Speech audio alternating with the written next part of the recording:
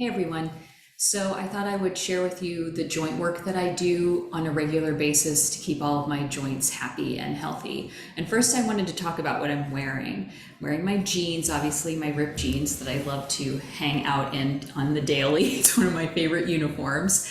But I wanted to wear this outfit today specifically to show that we can do movement, that we can take care of ourselves and play and do the things we should be doing to feel our best without overcomplicating it. We don't have to put on special clothes to do any of this, because I think that that's a big barrier for a lot of people. At least it has been for me in the past, where I've thought if I have to go put on my tights, there's no way I'm gonna dance. So I'd fool that part of my brain who likes to overcomplicate things. I'd fool it by just staying in my jeans. Sometimes what that leads to is that you would go and change your clothes just to be a little more comfortable in what you're doing, but you don't have to. I'm also going to keep these videos super short. I'll only be doing a couple of reps of each of the things. And of course, that's to show that A, you can just do a couple of the reps and that's enough. Or B, you can extend it to however long you need to do it. We'll be doing this today on the floor. I'll be doing a version of it in a chair to show how that's different eventually. You could do this in your bed when you wake up, or in your bed before you go to sleep, or you could lie on the floor in front of your television. So like you also don't, besides not needing special clothes, you don't need special space. You can do this with or without music, so you don't have to think about that either. I like to do this with a variety of music from like Max Richter to like yoga type stuff. But I also will just do it in front of the television if it means getting it done, okay? That's the most important thing, getting it done. Now, as someone in like the perimenopausal group of life, my joints have been hurting more lately probably than ever.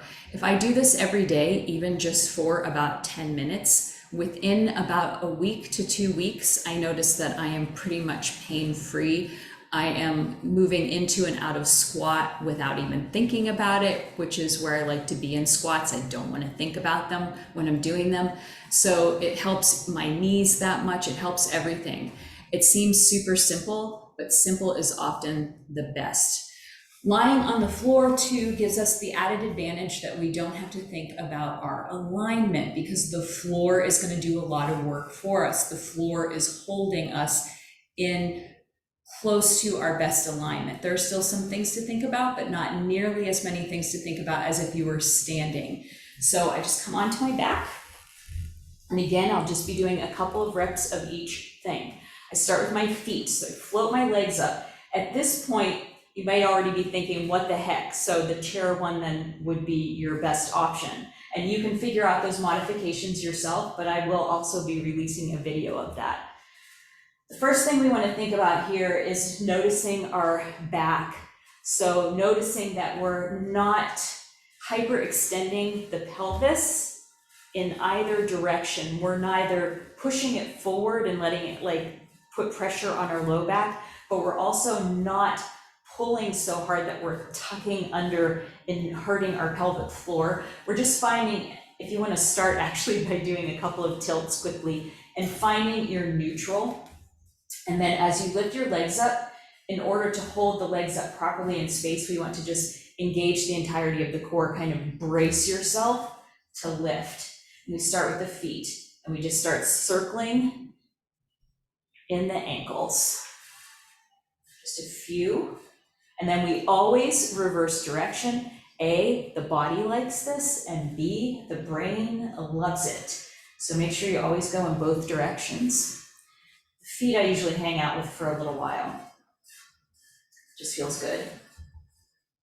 We'll go right into our knees. So the knees, of course, are a hinge joint. They're not necessarily made specifically to do circular type movement, but we can still get a little bit out of them. So just dropping and swinging.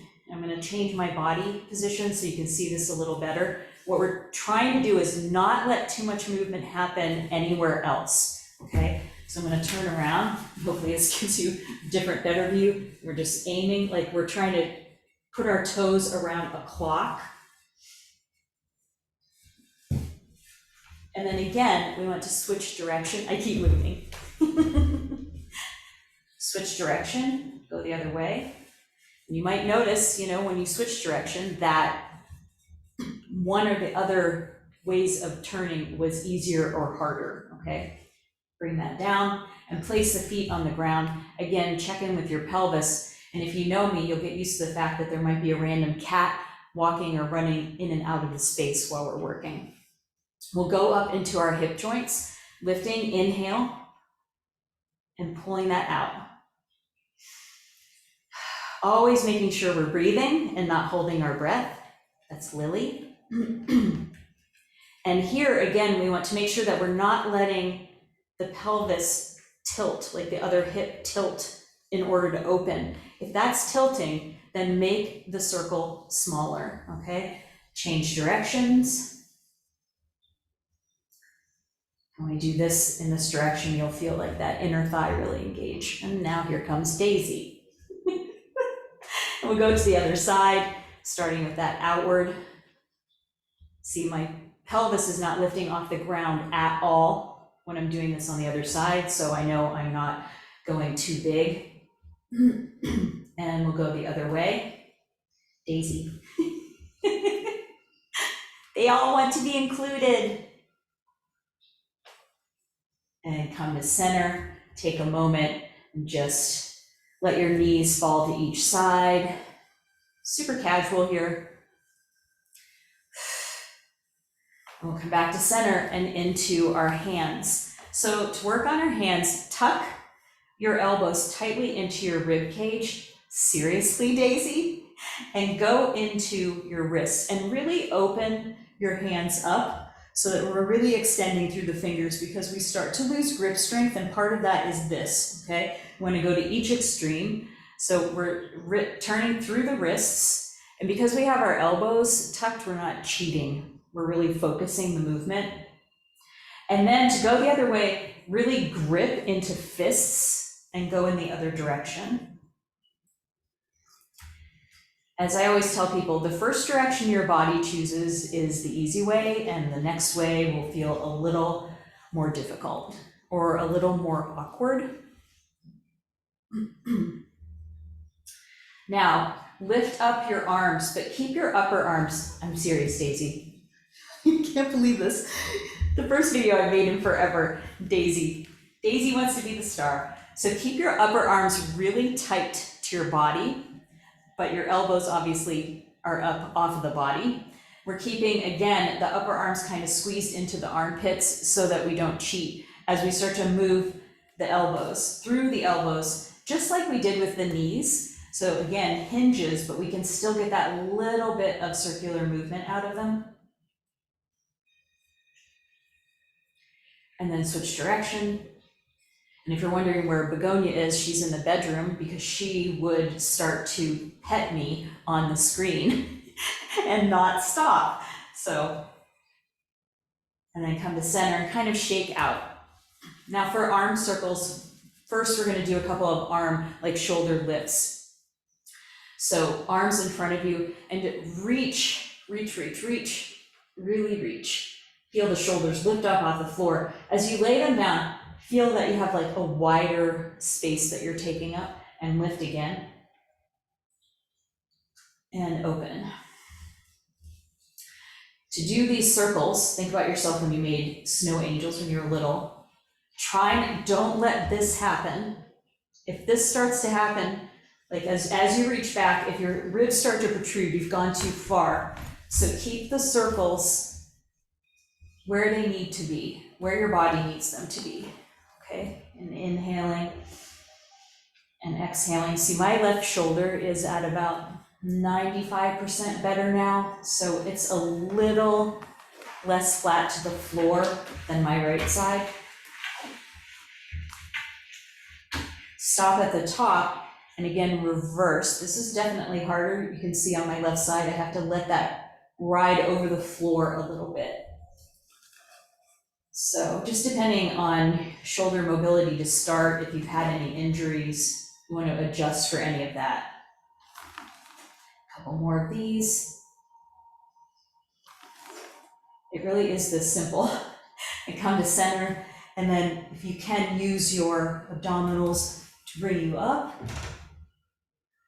or you can roll to your side to come up. I just like to end with a little bit of neck circling. So dropping chin to chest. And as you come up, do not drop the head back, just lift it across the shoulders. We don't want to pinch this space back here ever. Breathing. Go the other way.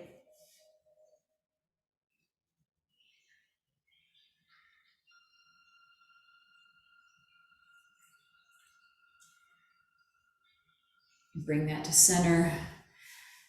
Do a couple of shoulder drops toward the back just to get yourself aligned, and like I already feel better than I did earlier. So like I said, you could do it that quickly with just doing like 4 reps each direction on each joint, or you could make it a lot longer. Some days I do 12, 16 reps, which makes it about a 20-25 minute routine, just so you have some idea. But it's that easy to keep ourselves feeling better. That's the point. You don't have to change your clothes. You don't need a special space. You don't need special music. You can just move through the joints one by one, and I guarantee in a couple of weeks you'll feel different. So thank you, and I will see you soon in another video about this in the chair.